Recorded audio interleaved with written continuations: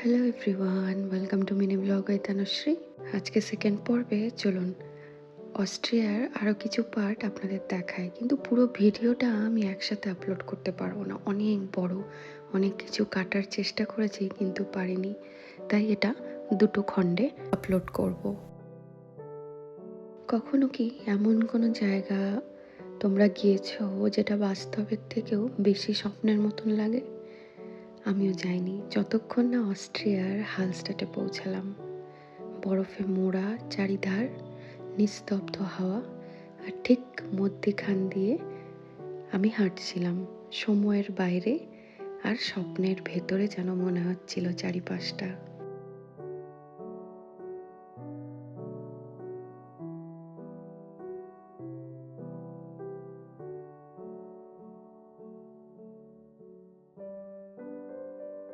আমি আমার মোবাইলের ক্যামেরা তুললাম, আর চারিপাশের বাদামি কাঠের ঘরগুলো যেন এক গল্পকথা। এটা কেবল ছবি না, এটা একটা অনুভূতি মনে হলো। হাঁটতে হাঁটতে চললাম আমরা সেই আইকনিক ইনস্টাগ্রাম ভিউ, যেই চার্চটা দেখা যায় হালস্টেটের, তার দিকে।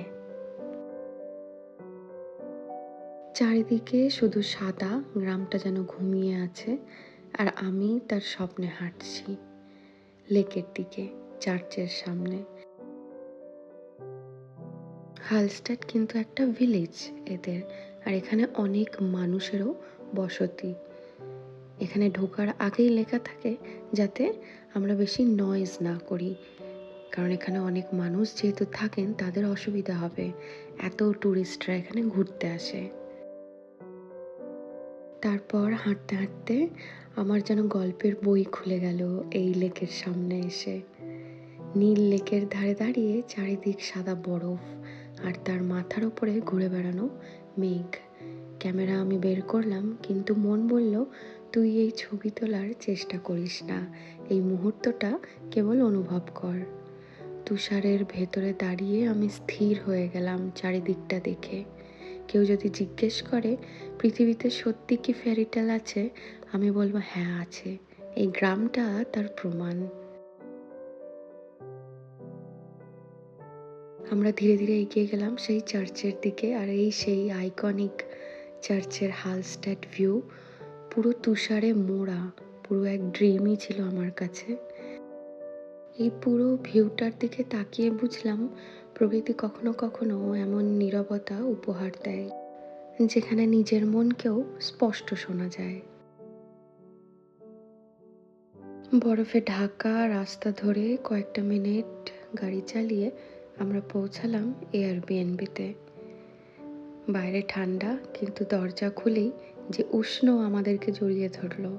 কাঠের গন্ধ, নরম কম্বল, আর পুরো ঘরটার ভাইব যেন কোনো ওল্ড ইউরোপিয়ান কটেজ। এটা সত্যিই বটে ওল্ড ইউরোপিয়ান একটা বাড়ি ছিল। আমি জানালা খুললাম, আর যা দেখলাম বর্ণনা করা কঠিন। পরের দিন সকালটা শুরু হলো নরম কমলা কালারের আলো দিয়ে আকাশে। বাইরে তাকালাম, পাহাড়ের গায়ে নতুন তুষার, লেকে সূর্যের আলো পড়ে সাদা রূপলি রেখা তৈরি হচ্ছে। আমি অনেকক্ষণ চুপচাপ করে বসেছিলাম এই দৃশ্যটাকে নিজের ভেতরে জমিয়ে রাখতে। চারিপাশটা যেন আমার কাছে পুরো সিনেম্যাটিক লাগছিল। আর আবির কিচেনে গিয়ে নুডলস রান্না করছিল, আমরা নুডলস সাথে করে এনেছিলাম। টেবিলে গরম গরম ব্রেকফাস্ট, কাপ থেকে ধোঁয়া উঠছে, আর জানালার বাইরে সাদা সোনালি সকাল, যেখানে কোনো তারা ছিল না, কোনো ডেডলাইন ছিল না, সির্ফ আমরা আর হালস্ট্যাট।